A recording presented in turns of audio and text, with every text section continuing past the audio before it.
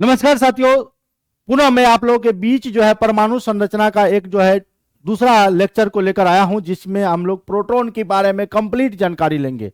यानी प्रोटॉन, आपको पता है कि परमाणु जो है 3 कणों से मिलकर बना होता है। तो यही 3 कणों में PEN, PEN, proton, electron, neutron, यही फंडामेंटल पार्टिकल है एटम के। एटम के कितने फंडामेंटल पार्टिकल है? 3 है। बोलना 3 है, 3 है सर।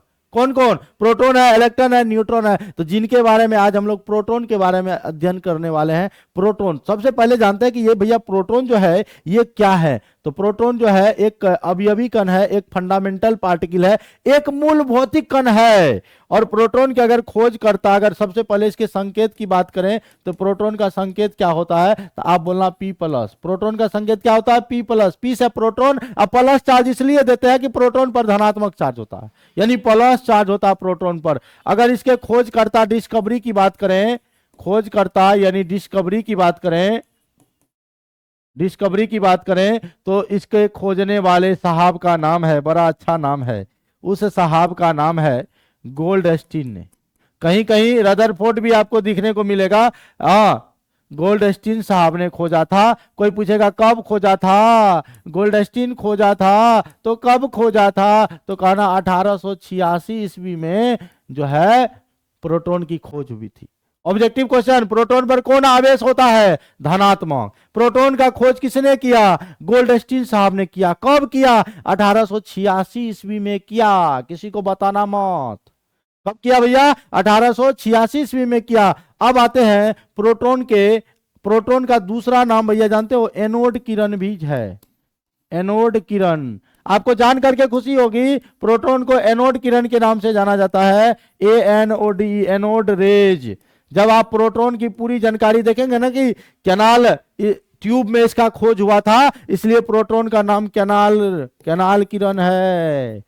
कैनाल किरण है। प्रोटॉन का दूसरा नाम क्या है? कैनाल किरण है। तो इंग्लिश में लिखेंगे canal raise. Canal raise. Proton का दूसरा नाम क्या भैया? Canal raise.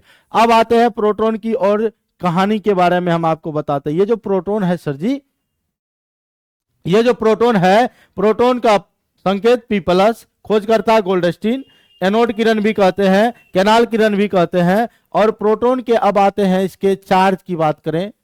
चार्ज को हिंदी में बोलते हैं आवेश। क्या बोलते हैं भैया? आवेश।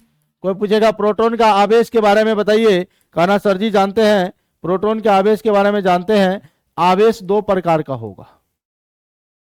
आवेश कितने प्रकार का होगा? 2 प्रकार का। एक हम लोग बोलते हैं सापेक्ष, इंग्लिश में लिखेंगे रिलेटिव। रिलेटिव चार्ज बताइए। एक कहेगा निरपेक्ष। पक्का पक्की बताइए, एब्सोल्यूट कितना होता है? एब्सोल्यूट। देखो भैया, एब्सोल्यूट और रिलेटिव का मतलब समझिए।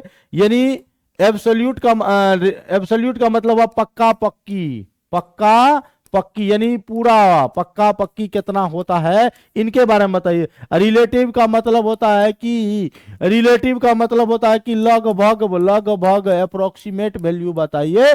तो आइए हम बताते हैं, बताते हैं। अगर इसके चार्ज की बात की जाए, यानी हिंदी में आवेश की बात करते हैं, तो आवेश भाइयों 2 प्रकार के बोलेंगे। एक बोलेंगे सापेक्ष, एक बोलेंगे निरपेक्ष। एक बोलेंगे सापेक्ष, दूसरा क्या बोलेंगे? निरपेक्ष। आपको कहा लगा था हम नहीं लौटेंगे? लौट गए ना। देखिए प्रोटॉन के बारे में आपको बता रहे हैं। सापेक्ष बोलिएगा +1 यूनिट, +1 इकाई, +1 इकाई। और निरपेक्ष पक्का पक्की अगर मान चाहिए चार्ज का, तो बोलना +1.6 इंटू 10⁻⁻19 कुलाम। ये जो C है, C आवेश यानी कुलाम का मात्रक, सॉरी आवेश का मात्रक कुलाम होता है। तो कितना बोलोगे दोस्तों?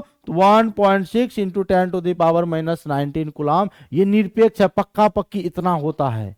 और एक बात जानिएगा, ये जो आपके चार्ज है इसको कभी कभी ESU में भी दिया रहता है। ESU इलेक्ट्रोस्टैटिक यूनिट में भी दिया रहता है। तो आपको बता दें, 1 कुलाम इक्वल टू होता है 3 इंटू 10⁻⁹ ESU। 1 कूलाम बराबर कितना होता है, तो 3 इंटू 10⁹ ESU। तो आप इतना कूलाम है तो इसको आप मल्टीप्लाई कर दोगे, प्लस 1.6 इंटू 10⁻19 कूलाम है ना, इसको गुना कर दीजिए इससे, इससे गुना कर दीजिए, आपका ESU में बदल जाएगा, इलेक्ट्रोस्टैटिक यूनिट में बदल जाएगा। तो चलो गुना कर देते हैं सर जी, 3 गुना 10⁹ ESU। अब देखो भैया, इसको गुना करोगे तो गुना करने के बाद आएगा 4.8 इंटू, देखो आधार सेम है, आधार सेम रहने के बाद गुना में पावर जुड़ता है, तो आधार सेम है, गुना में पावर जुड़ जाएगा, -19 है, 10 के बाद -19 है, प्लस हो जाएगा 9। तो आंसर क्या होगा, आंसर होगा 4.8 इंटू 10⁻10 ESU। ESU में अगर आंसर पूछेगा तो ये बोलना, और अगर आपको कूलाम में बोलेगा तो वो बोलना। समझ आई बात। तो ये चार्ज की बात बताया, ये मैंने आवेश की बात बताया।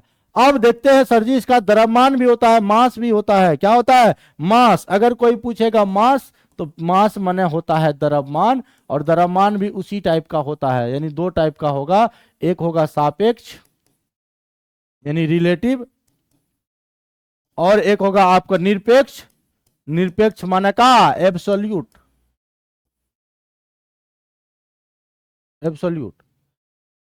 जब हम लोग मास की बात करते हैं तो प्रोटॉन का जो मास होता है, द्रव्यमान होता है, सापेक्ष में हम लोग सिंपल बोलेंगे हाइड्रोजन के बराबर। किसके बराबर, हाइड्रोजन परमाणु के बराबर होता है, लगभग मान लेते हैं हाइड्रोजन परमाणु के क्या होते हैं, बराबर होते हैं। वही अगर निरपेक्ष की बात किया जाए, निरपेक्ष की बात किया जाए हम लोग करेंगे, निरपेक्ष में बोलेंगे, बोलो 1.673 इंटू 10⁻⁻27 kg।